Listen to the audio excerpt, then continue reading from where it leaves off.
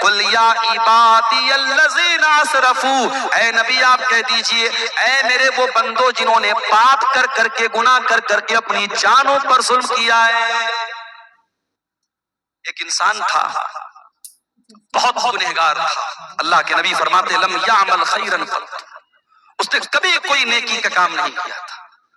مرنے کا ٹائم آیا، سارے بچوں کو بلایا، اے میرے بچوں میں بہت بڑا گنہگار ہوں، میں نے دنیا میں کبھی کوئی نیکی کا کام نہیں کیا ہے۔ اذا مت فاحرقونی، جب میری موت ہو جائے تو ایک کام کرنا، مجھے جلا دینا، میری پوری باڈی کو جلا دینا، اور جب میری پوری باڈی راکھ بن جائے، میرا پورا جسم جب راکھ بن جائے، میری راکھ کے دو حصے کر دینا، آدھی راکھ کو سمندر میں پھینک دینا، آدھی راکھ کو خشکی میں کہیں اڑا دینا۔ اگر اللہ تعالیٰ مجھے عذاب دینے پر قادر ہے تو وہ تب بھی مجھے عذاب دے دے گا۔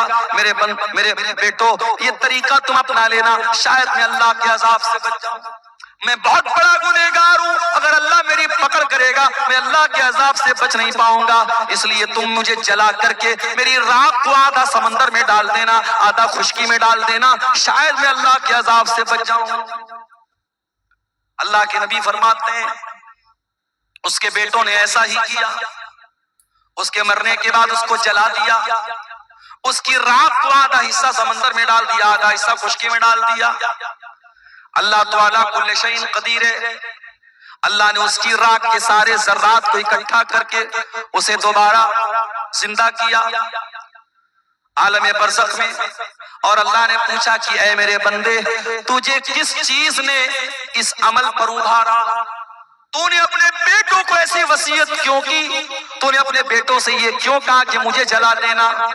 اس نے کہا خشیتو کا، اے اللہ تیرے ڈر کی وجہ سے میں نے ایسا کام کیا ہے، تیرا خوف میرے اوپر طاری تھا، اے اللہ میں بہت گنہگار تھا، مجھے ڈر لگ رہا تھا تو اگر مجھے پکڑ لے گا تو میں بچ نہیں پاؤں گا، تیرے ڈر کی وجہ سے میں نے ایسا کیا ہے۔ اللہ نے فرمایا اے میرے بندے جا، اگر تو نے میرے ڈر سے ایسا کیا ہے جا، میں تیرے ڈر کی قدر کرتا ہوں۔ اور اللہ نے اس بندے کو جس نے زندگی میں کبھی کوئی نیکی کا کام نہ کیا تھا، اللہ کے ڈر کی وجہ سے اس نے ایسی وصیت کی تھی، اللہ نے اس بندے کو جہنم سے بچا کر کے جنت میں داخل کر دیا۔ اتنا کریم ہے ہمارا پروردگار میرے پیارے ساتھیوں۔ اس لیے انسان کبھی گناہ کرتے کرتے یہ نہ سوچے کہ اب میں توبہ بھی کروں گا تو پتہ نہیں میری توبہ قبول ہوگی کہ نہیں ہوگی۔ جہاں آپ کے گناہوں کی سرحدیں ختم ہو جاتی ہیں وہاں سے اللہ کی رحمتوں کی سرحد شروع ہوتی ہے میرے ساتھیوں۔ اسی لیے اللہ کے نبی فرماتے، بڑی لمبی حدیث ہے حضرت ابو ذر غفاری کی، اور یہ وہ حدیث ہے ابو ذر غفاری جب یہ حدیث بیان کرتے تھے تو ان سے بیان کرنے والے ابو ادریس خولانی تابعی جب اس حدیث کو پڑھنے لگتے تھے تو گھٹنوں کے بل گر کر کے رونے لگتے تھے۔ بڑی لمبی حدیث ہے، میں اس حدیث کا آخری ٹکڑا آپ کے سامنے پڑھ رہا ہوں۔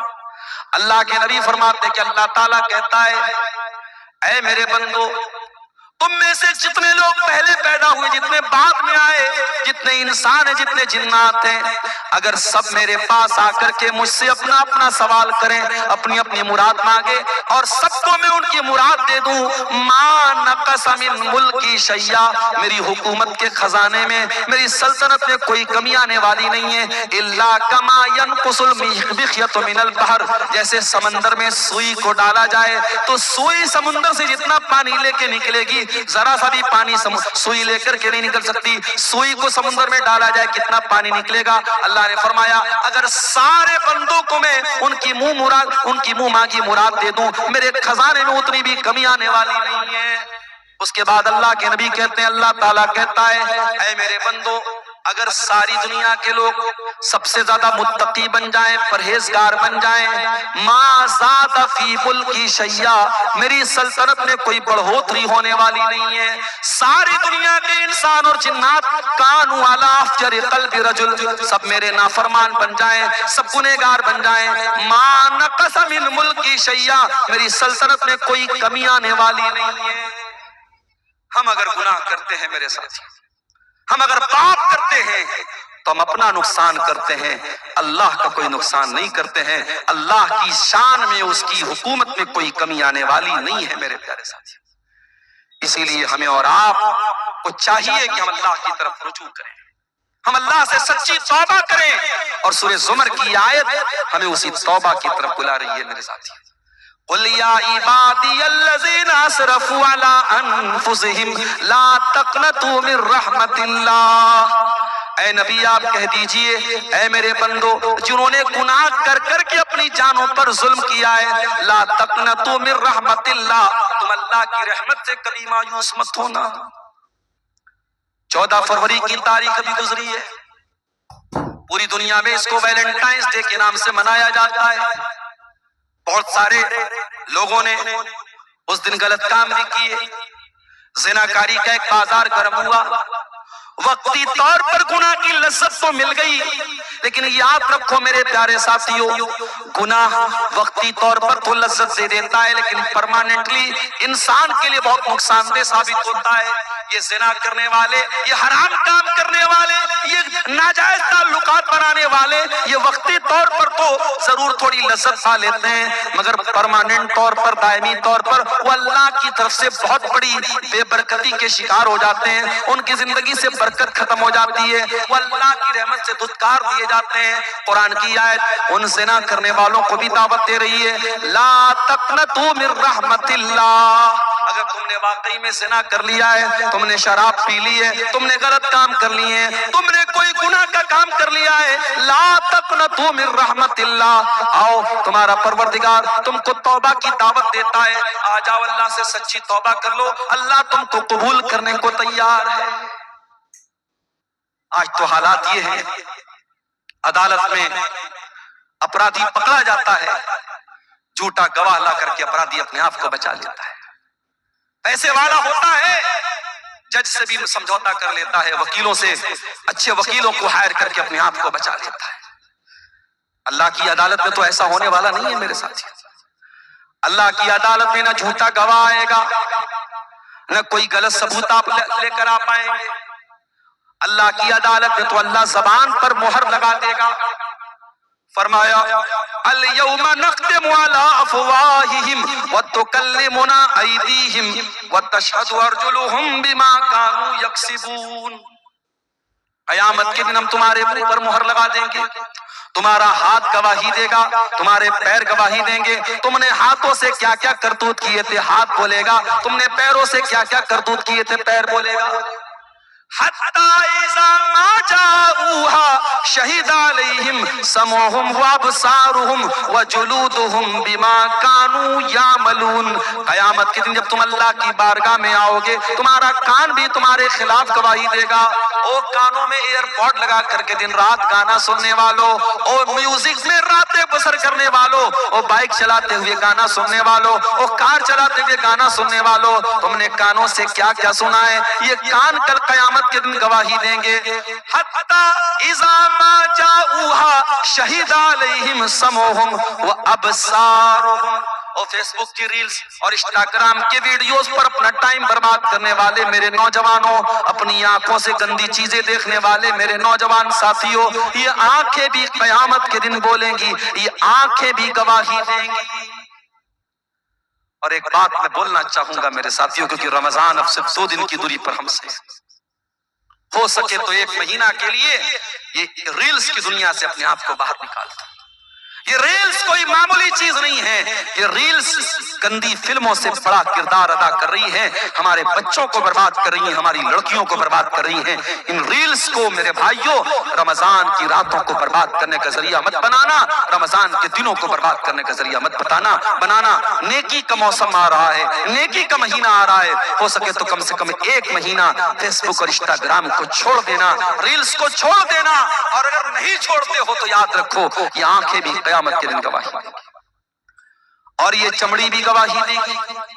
وَقَالُوا لِجُلُودِهِمْ لِمَ شَهِدْتُمْ عَلَيْنَا، اور انسان بولے گا اپنی چمڑی سے کہ تو کیسے گواہی دے رہی ہے، تو کیسے بول رہی ہے۔ قَالُوا أَنْطَقَنَا اللَّهُ الَّذِي أَنْطَقَ كُلَّ شَيْءٍ، انسان کی چمڑی کہے گی کہ اللہ نے ہم کو بولنا سکھایا ہے، اس لیے آج ہم بول رہے ہیں۔ تو دنیا میں ہمارے جھوٹے گواہ ہمیں بچا لیں گے، مگر اللہ کی عدالت میں کوئی جھوٹا گواہ نہیں ہوگا، وہاں کان گواہی دے گا، وہاں آنکھیں گواہی دیں گی، وہاں ہاتھ گواہی دیں گے، وہاں پیر گواہی دیں گے۔ اس لیے میرے پیارے ساتھیوں، اس سے پہلے کہ اللہ کی عدالت میں ہمارا کیس جائے، ہم دنیا میں اللہ سے سچی توبہ کر لیں، ہم اللہ کے سامنے معافی مانگ لیں۔ نبی اکرم کے پاس ایک صحابی آئے، ان کا نام تھا ماعز بن مالک اسلمی۔ انہوں نے اللہ کے نبی کے پاس آ کے کہا، اے اللہ کے نبی، انی اصبت الزنا، میں نے زنا کر لیا ہے، میں شادی شدہ انسان ہوں، مجھ سے زنا ہو گیا ہے، مجھے معلوم ہے شادی شدہ کی اسلام میں زنا کرنے کی کیا سزا ہے۔ اے اللہ کے نبی، میں آخرت میں زنا کی سزا نہیں پانا چاہتا ہوں، مجھے دنیا میں سزا دے دیجئے، مجھے پتھروں سے مار مار کے ختم کر دیجئے، مجھے رجم کر دیجئے، میں دنیا کی سزا جھیلنے کو تیار ہوں، میں آخرت میں یہ سزا نہیں جھیلنا چاہتا۔ نبی اکرم نے اپنے صحابہ سے کہا، ذرا پتہ لگاؤ انہوں نے شراب تو نہیں پی ہے؟ صحابہ نے منہ سونگا، اے اللہ کے نبی شراب کے نشے میں نہیں ہے۔ پھر آپ نے کہا پتہ لگاؤ ان کا دماغ تو نہیں خراب ہو گیا ہے، ان کو پاگل پن کا دورہ تو نہیں آ رہا ہے؟ صحابہ نے تحقیق کر کے بتایا، اے اللہ کے نبی دماغ بھی بالکل ٹھیک ٹھاک ہے۔ آپ نے فرمایا اچھا جاؤ بعد میں آنا۔ نبی نے ایک موقع اور دے دیا۔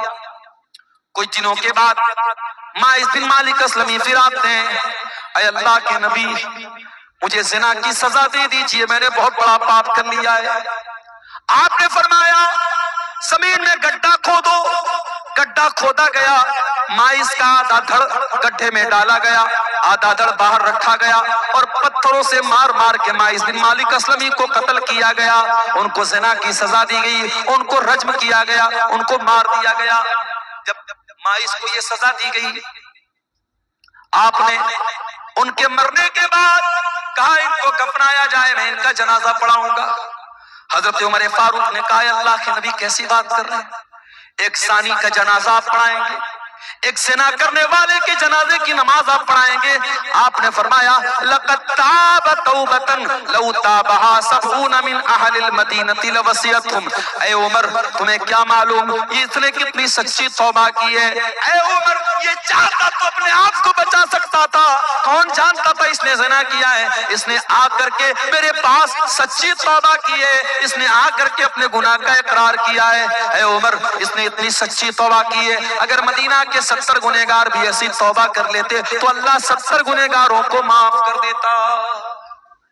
نبی نے جنازے کی نماز پڑھائی، اور اس واقعے کے کچھ ہی دنوں کے بعد اللہ کے رسول کے پاس ایک عورت آتی ہے۔ اس عورت کا نام تو نہیں معلوم، لیکن وہ قبیلے غامد کی عورت تھی، غامدیہ، اس کو حدیثوں میں غامدیہ کا نام آیا ہے، غامدیہ عورت آتی ہے، اور وہ آ کر کے کہتی ہے اللہ کے نبی مجھے پاک کر دیجئے، میں نے بھی زنا کیا ہے۔ اور بعض علماء نے لکھا کہ ماعز بن مالک اسلمی نے اسی کے ساتھ زنا کیا تھا، واللہ عالم، اس کا کوئی پروف نہیں ہے۔ اس نے آ کر کے کہا اے اللہ کے نبی مجھے زنا کی سزا دے دیجئے۔ آپ نے اس کو ٹالنے کی کوشش کی، اس نے کہا اے اللہ کے نبی آپ مجھے ٹالنا چاہتے ہیں جیسے آپ ماعز بن مالک کو ٹالنا چاہتے تھے، اے اللہ کے رسول انی لحبلا، میں حمل سے ہوں، میں پیٹ سے ہوں، میرے پیٹ میں بچہ بھی ہے، ولد الزنا بھی ہے، اے اللہ کے نبی میں واقعی میں یہ پاپ میں نے کیا ہے، مجھ کو آپ زنا کی سزا دے دیجیے۔ نبی اکرم نے کہا اگر واقعی میں تم حمل سے ہو تو جاؤ، جب بچے کی ڈیلیوری ہو جائے، جب بچہ پیدا ہو جائے تب تم میرے پاس آنا۔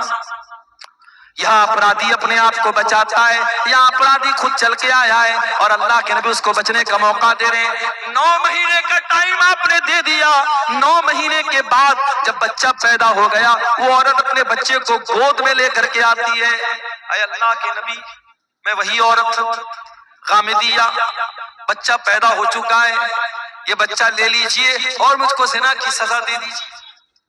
آپ نے فرمایا نہیں، بچہ ابھی بہت چھوٹا ہے، ابھی ماں کے دودھ کے بنا یہ بچہ نہیں رہ پائے گا، جب تک یہ ماں کا دودھ پی رہا ہے تم کو سزا نہیں ملے گی، جاؤ جب بچہ دودھ چھوڑ دے گا، جب روٹی کھانے لگے گا تب تم میرے پاس آنا۔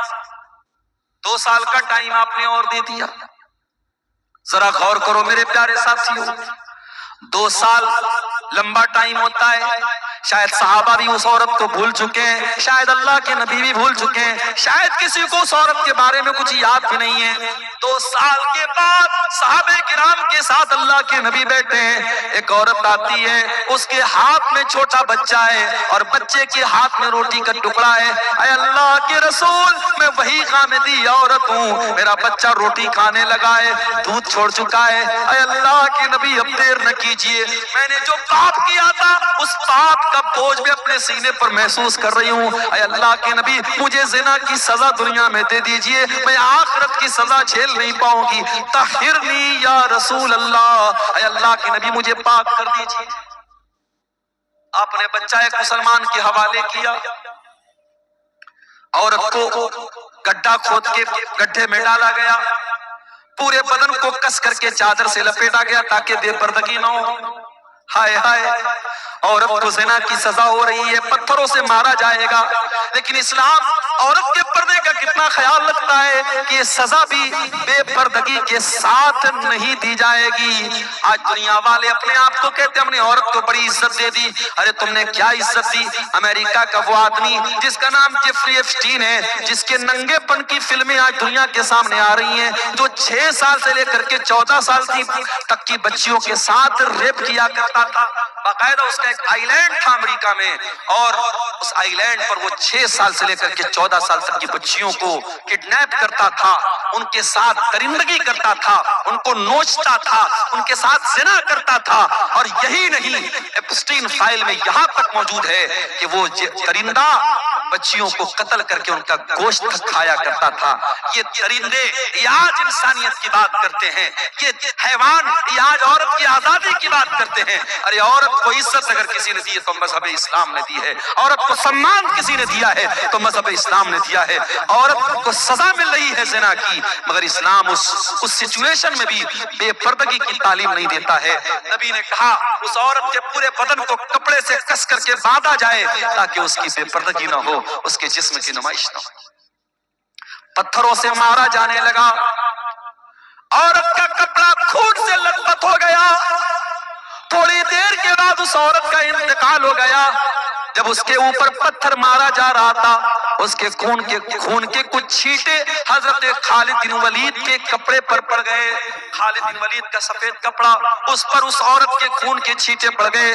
خالد بن ولید کی زبان سے کچھ نازیبا کلمات نکل گئے، کچھ غلط چیزیں نکل گئی، پتہ نہیں کیسی گندی عورت کا خون میرے کپڑے پر پڑ گیا، اس طریقے کا کوئی جملہ ان کے زبان سے نکل گیا۔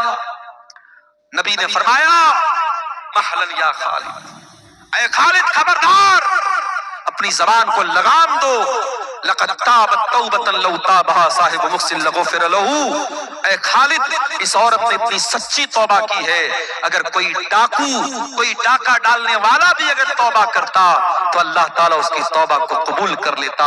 میرے پیارے ساتھیوں، اس کے بعد اللہ کے نبی نے اس عورت کی بھی جنازے کی نماز پڑھائی ہے۔ اس کو توبہ کہتے ہیں میرے پیارے ساتھیوں۔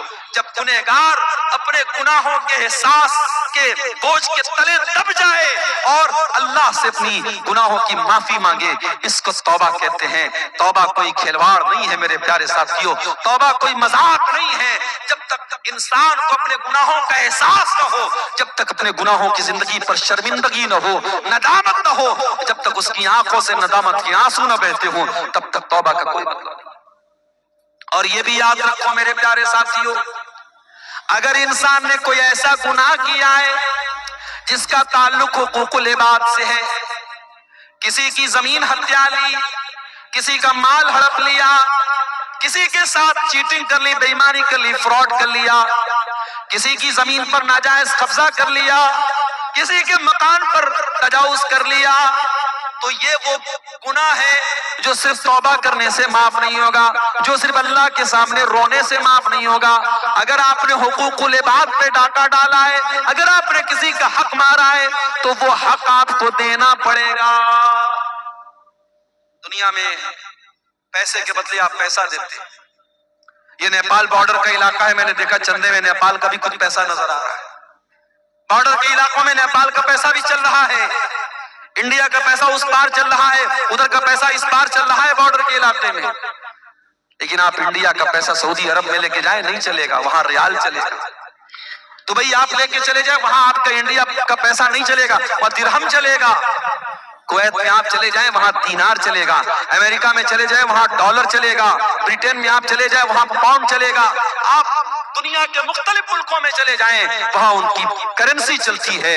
मेरे प्यारे साथियों, आखिरत में जब मरने के बाद हम अल्लाह के यहाँ जाएंगे तो वहां दुनिया का माल और दुनिया की दौलत और दुनिया की करेंसी नहीं चलेगी, वहां करेंसी चेंज हो जाएगी। अगर दुनिया में हमने किसी का माल हड़पा है, किसी की जमीन हड़पी है, किसी बहन बेटी के साथ हमने ज्यादती की है और उसका हक मारा है, तो कयामत के दिन हमें अपनी नेकियों से हाथ धोना पड़ेगा। कोई हमारी नमाज लेके चला जाएगा, कोई रोजा लेके चला जाएगा, कोई तरावी लेके चला जाएगा, कोई हज लेके चला जाएगा, कोई उम्रा लेके चला जाएगा, और उसके बाद भी अगर हकदार खड़े होंगे, अल्लाह के नबी फरमाते हैं सुम्मा उखिज़ मिन सय्यिआतिहिम, फिर उनके गुनाहों को लेकर के हमारे नामे आमाल में डाला जाएगा। और इंसान जो दुनिया से नेकी का पहाड़ लेके गया था, अगर हुकूकुल इबाद का मामला गड़बड़ है तो हालत ये हो जाएगी कि गुनाहों से लथपथ होकर के जहन्नम में फेंक दिया जाएगा। इसलिए मेरे प्यारे साथियों, अगर सच्ची तौबा करना चाहते हो हुकूकुल इबाद से, तो दुनिया में हक दे दो, हक दे दो। और अगर किसी को ज़बान से तकलीफ पहुंचाई है तो जाकर के माफी मांग लो, उसके बगैर अल्लाह ताला क्या माफी मिलने वाली नहीं है मेरे प्यारे साथियों।